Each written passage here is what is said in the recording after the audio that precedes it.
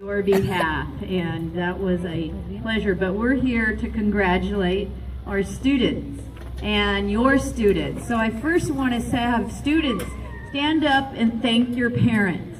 Stand up and thank your parents. Give them a big cheer. A big cheer. That's not a thank you, a big cheer. Say thank you. Woo! Thank you to the parents.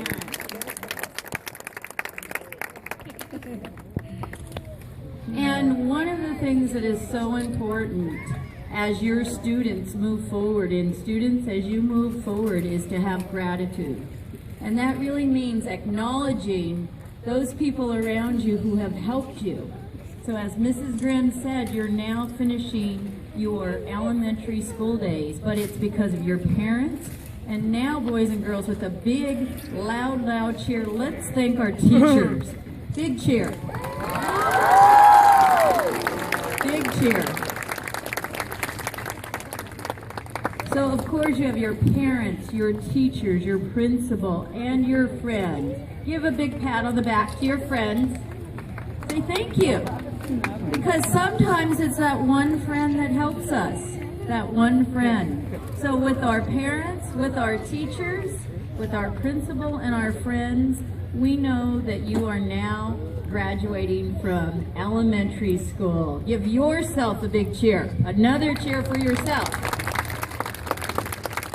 So right now, parents, let's give them a cheer back. A big cheer for your students. And as you then move on to junior high, and like Miss Grimm said, high school, and maybe even college, and I say that because some of us might choose to do something else. Of course, as parents, we want you to go to college, but we know some of you might be artists. Some of you might be builders. Some of you might make things. Some of you might create things, and those professions are valuable. My story started here at Richman. Some of you know that I went to elementary school here, and for the parents, I went to elementary. I had a big family. 10 kids in my family, and I was the first to go to college in my family. And as I went to college, it was the teachers and it was my people around me that said you can do it. So there's going to be times, parents, that you're going to have to say one word: N-O. No.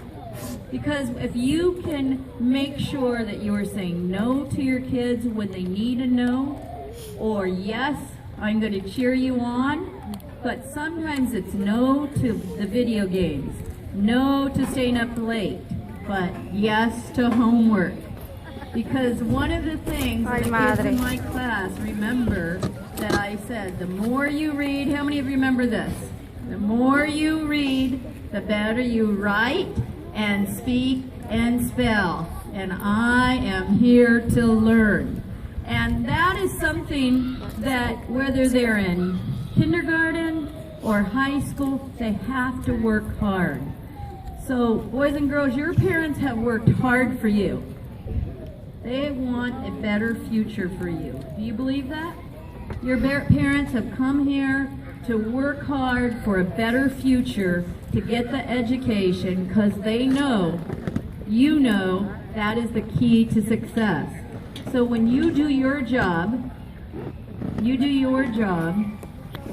which is working hard, being kind, being a good friend, being good to your parents, that's what they want. How many of you parents want something better for your children? We all do. We all want our children to have a better future. And your hard work is going to translate to what do you guys need to do? Work hard. Work hard. There's no substitute for working hard. So my story, like I said, I was a student at Richman. I went to Nicholas. I went to Fullerton High School. Then I went to Fullerton Community College, and then to UCLA. And then back to Cal State Fullerton for my credential. And throughout those years, I had people helping me. And when I decided to get into politics, that wasn't easy either. And so when I became the mayor of the city of Fullerton, I wanted to see that our area would improve. So we put lights so that the kids could play soccer. We put the health center so that some of the families who needed health care could get that right here.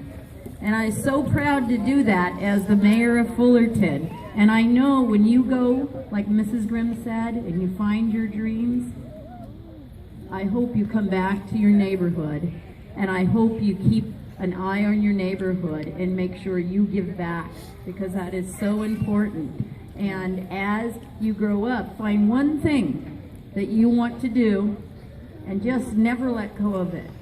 That means if people tell you you can't do it, you say, I'm going to do it. People say you're not good enough, you say, I'm good enough. People tell you, oh, that's too hard. No, I'm going to get up earlier and I'm going to stay awake later because I can do it. Because guess what? People are going to do that. Tonight at Fullerton Union High School, there is a boy named Fernando Rojas who is graduating as the co-Victorian.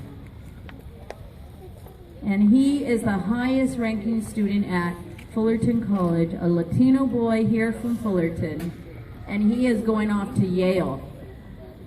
And he got accepted to every Ivy League college, all of them. And he's the national champion in poetry and speech and debate.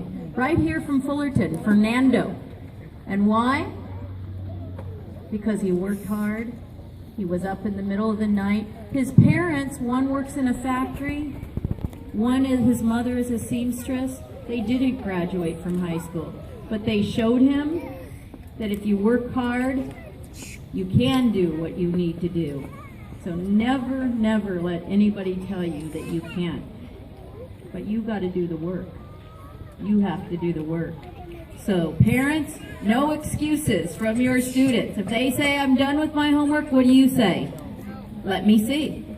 If they say, I'm done with my homework, you say, let me see. Because you have to work together with the teachers and with the staff here, because you have to push your children. If they say, I want to watch, get on the iPad, did you do your homework? Did you read? And some of the parents know, did you write? So with that, I congratulate you on going off to junior high. Find one thing you love and never let it go, and come back to your neighborhood and give back. Thank you so much, and congratulations.